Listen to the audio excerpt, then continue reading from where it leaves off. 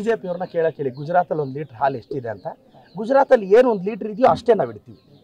ಅವ್ರು ಗುಜರಾತಲ್ಲಿ ಕಡಿಮೆ ಮಾಡಕ್ಕೆ ಹೇಳಿ ನಾವು ಕಡಿಮೆ ಮಾಡ್ತೀವಿ ಅಲ್ವಾ. ಆಂಧ್ರ ತಮಿಳುನಾಡು ಎಲ್ಲ ಬಿಜೆಪಿ ಅಧಿಕಾರ ಸ್ಟೇಟಲ್ಲಿ ಎಲ್ಲಿ ಹಾಲಿನ ದರ ಇದೆಯೋ ಕೇಳಕ್ಕೆ ಹೇಳಿ ಅಷ್ಟೇ ನಾವು ಇಡ್ತೀವಿ. ರೈತರಿಗೆ ಒಂದು ಕಡೆ ಪಾಪ ಕೊಡಿ ಅಂತೀರಾ, ಇಲ್ಲಿ ರೈಸ್ ಮಾಡಿಬಿಡಿ ಅಂತೀರಾ, ಹೆಂಗೆ ಮಾಡೋದು?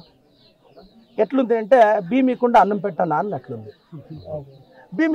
భీమ్ కొండకి మಣ್ಣು ವೇಸ್ಟ್ ಹೇಳ್ದ అంటే ಅಟ್లా ಅನ್ಕೊಳಕ್ಕೆ ಆಗಲ್ಲ.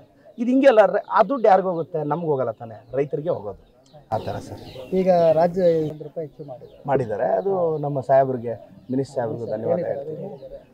ಮತ್ತು ಅದರಲ್ಲಿ ನಮ್ಮ ಮುಖಂಡರು, ಹಿರಿಯ ಮುಖಂಡರು, ನಮ್ಮ ಭರಣಿ ವೆಂಕಟೇಶನ್ ಆಗ್ಬೋದು, ಮೋಹನ್ ರೆಡ್ಡಿ ಆಗ್ಬೋದು, ನಮ್ಮ ಪ್ರಕಾಶನ್ ಆಗ್ಬೋದು, ಮತ್ತು ನಮ್ಮ ಅಡಗಲ್ ಶ್ರೀಧರ್ ಆಗ್ಬೋದು, ಮತ್ತು ನಮ್ಮೀಗ KMF ಚುನಾವಣೆಯಲ್ಲಿ ನಮ್ಮ ಸ್ಪರ್ಧಿಗಳೇನಿದ್ದಾರೆ ಭರಣಿ ವೆಂಕಟೇಶನ, ಶ್ರೀಧರ್, ಇವರು ಎಲ್ಲ ಪಾಪ ಅವರು ಡಿಮ್ಯಾಂಡ್ ಮಾಡಿ ಮಾಡಿಸಿದ್ದಾರೆ. ಅವ್ರಿಗೂ ಒಳ್ಳೇದಾಗಲಿ ಅಂತ ಅನಿಸ್ತದೆ. ಈ ಬೇಸಿಗೆಯಲ್ಲಿ ತುಂಬ ಹೆಲ್ಪ್ ಆಗುತ್ತೆ ಸರ್, ಖಂಡಿತ.